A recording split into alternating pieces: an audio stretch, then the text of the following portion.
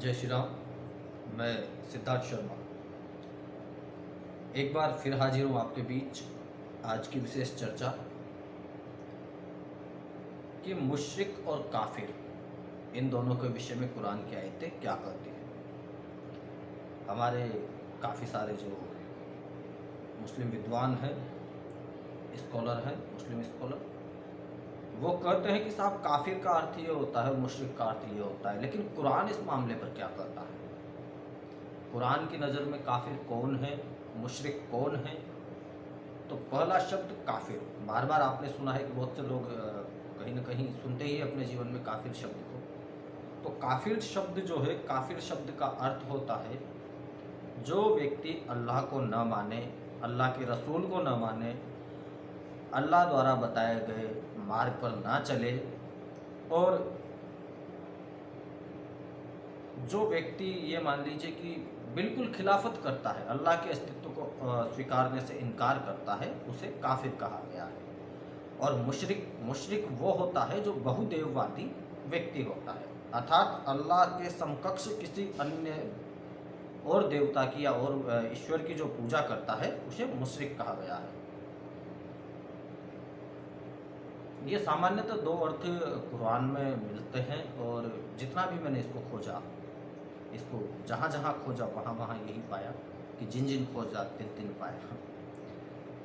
तो काफिर के संदर्भ में लोग कहते हैं कि काफिर इसको कहते हैं, काफिर उसको कहते हैं। काफिर का सीधा सा अर्थ है कि काफिर उस व्यक्ति को जो अल्लाह को न मानता हो। अब लोग हमारे कहते हैं कि साहब हिंदुओं को हम काफिर नहीं कहते या बाकी लोगों को काफिर नहीं कहते हैं। तो हिंदू अल्लाह के अस्तित्व को नहीं मानता, उनकी पूजा पद्धति को नहीं मानता, जो भी है उनका सारा रीति रिवाज, रीति परंपरा नहीं मानता, तो हिंदू भी काफिर ही हुआ। ऐसा नहीं है कि हिंदू काफिर नहीं है, उनकी नज़र में, कुरान की नज़र में हिंदू काफिर है। और इस चीज़ को जो प्रूव करती है वो एक, ये वो आयत है जो आयत ही, इसकी बहुत सारी चीज़ें हैं। आयत तो बहुत सारी चीज़ें कहती है, मुश्रिक और काफिरों से कैसा ताल्लुकात हो, कैसे संबंध हो, उन पर तो ये बाकायदा एक आयत है ये कि वलंतरदा अनकलय उदर वलंत नसारा अत्ता तत्वयाम इलन्न यलहूम। किसी से जो स्कॉलर है उनसे पूछेगा कि इसका अर्थ क्या है, वो बताएंगे। हमें किसी से लड़ना नहीं, झगड़ना नहीं, कुछ कहना नहीं कि भैया क्या लिखा है क्या नहीं लिखा, हम नहीं जानते, हमें नहीं पता, क्योंकि हमें उर्दू अरबी आती नहीं, तो कैसे पता होगा। ट्रांसलेशन हमने जो पढ़ा हमें वो पता है, लेकिन हाँ, अब हम जो पूछ रहे हैं तुम उसे बताओ कि वो क्या लिखा है। अब पूछ रहे हैं जो क्या है कि सूरा तौबा 9 के आयत नंबर 5 में क्या लिखा है, पूछिए।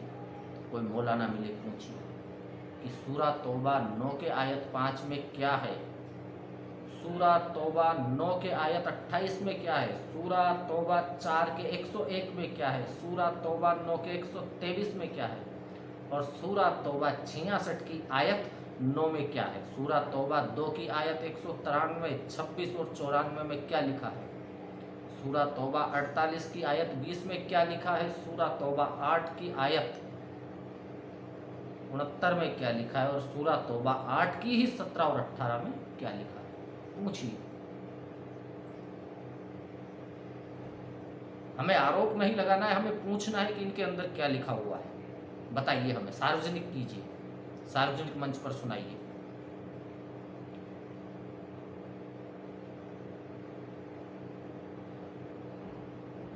मुस्कुराने की वजह जान सकते हैं आप? जब हम पूछेंगे, मैं मुस्कुरा रहा हूं उसका यही है कि जब हम पूछेंगे वो बता नहीं पाएंगे। इनमें क्या लिखा है मैं बोलकर नहीं बताना चाहता, ये उनसे पूछिए। मैंने आयतें गिना दी, आपको नोट कर लीजिए। किसी भी मुस्लिम विद्वान से, मौलवी से पूछिए कि मौलवी साहब इसमें क्या लिखा है बताइए।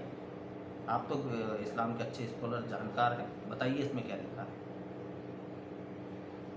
13 जुलाई 1976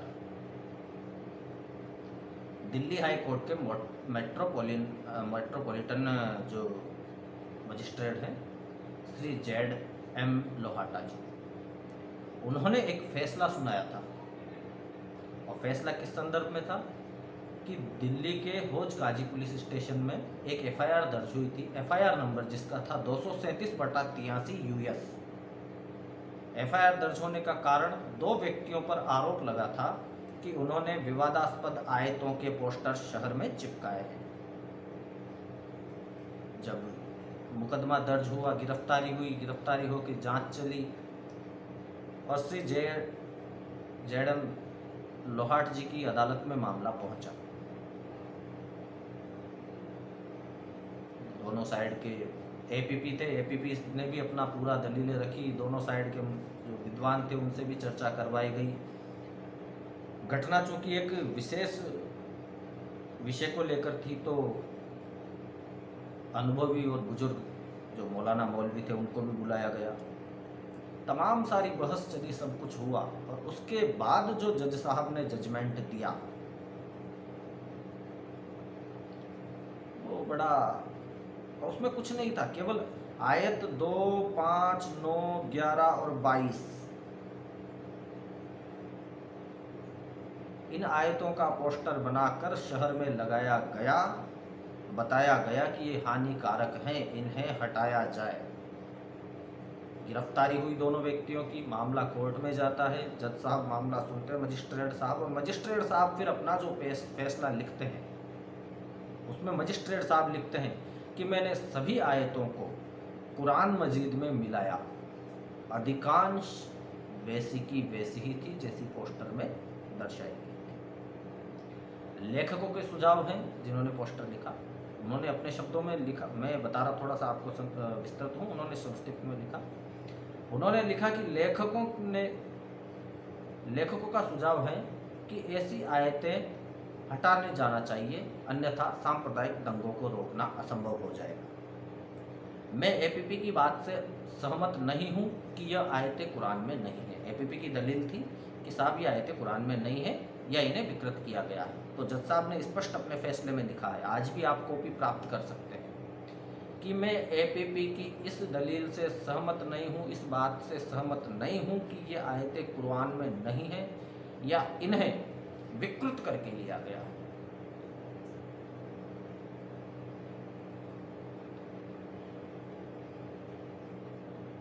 कितनी विस्तृत और विशाल एक विषय है।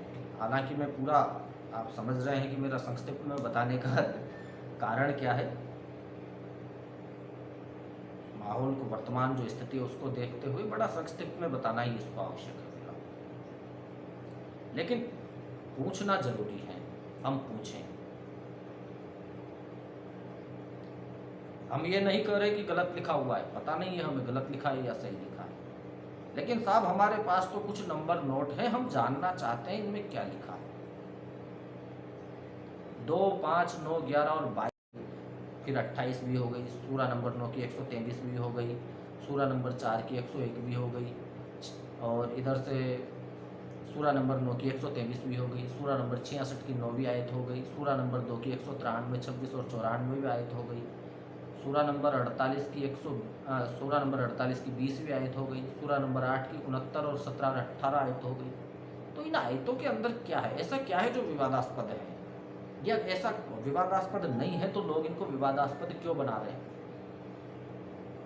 आखिर इतना सारा घमासान पिछले 1.5-2 साल में भी यति नरसिम्हानंद सरस्वती, बाकी सारे सब जो लोग थे, उन्होंने बड़ा एक इस पर प्रदर्शन किया, सारा सब बड़ा एक संघर्ष किया।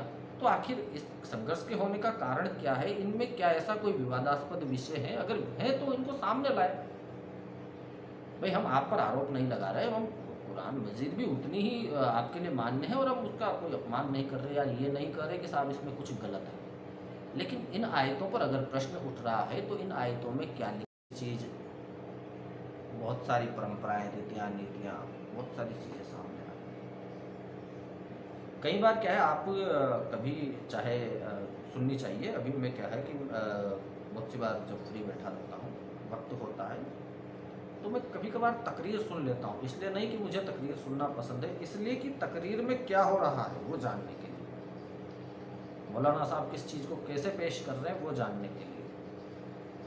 मौलाना जर्जिस की काफ़ी बार मैंने अभी कल रात को ही एक तकरीर सुन रहा था, यूट्यूब पर मैंने फिर उसको रिप्लाई भी दिया उस चीज़ का।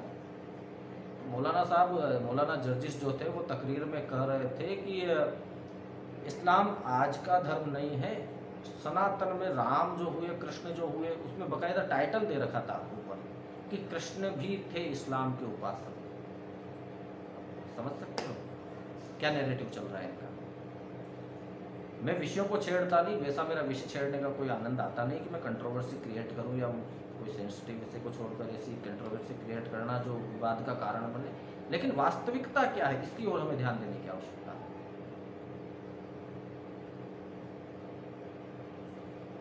जो चीज़ ये लोग कह रहे हैं, सुन रहे हैं, सुना रहे हैं, क्या वो वास्तविक है, नहीं है।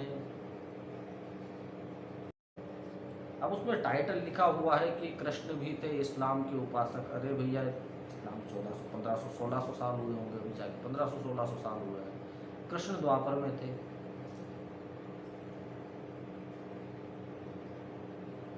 एक आध बिहार के मौलाना है, वो अलग अलग अर्थ निकालते रहते हैं। कभी गीता में कहते हैं यहाँ पे साहब इसमें इस्लाम का जिक्र हुआ है। अरे ऐ और ओम अगर कहीं मिल जाता है, वो हमारे संस्कृत का जो है, जब संस्कृत को अच्छे से पढ़ने लग जाओगे, लघु सिद्धांत कौमुदी को जब पढ़ोगे, बहुत सारी नई चीज़ें, पता नहीं तुम्हें क्या क्या लगेगा। और वास्तविकता ये है कि अलग से कहीं से नहीं हो भैया, यहीं से हो। ये चीज़ें अगर तुम्हें कहीं मिलती जुलती दिखाई पड़ जाती है तो वो इसलिए दिखाई पड़ जाती है कि आपका भी मूल यही है। शाखाएं कटकर अलग हो गई, लेकिन है तो सनातन की ही शाखा। अपभ्रंश हो गई, कोई दिक्कत नहीं, कालांतर में होती है बहुत सारी चीज़ें, विकृतियाँ आती है। विकृति ही तो किसी भी परंपरा में, जब लंबे समय तक कोई परंपरा चलती है तो विकृति उसमें स्वभाव की उत्पन्न होना, और विकृति से नई बहुत सारी चीज़ें उत्पन्न हुई है। लेकिन आप केवल ये आरोपित करते हैं कि साहब ये तो वही थे, तो स्वीकार करना बड़ा मुश्किल है। मुश्किल इसलिए है कि ये वास्तविकता नहीं है।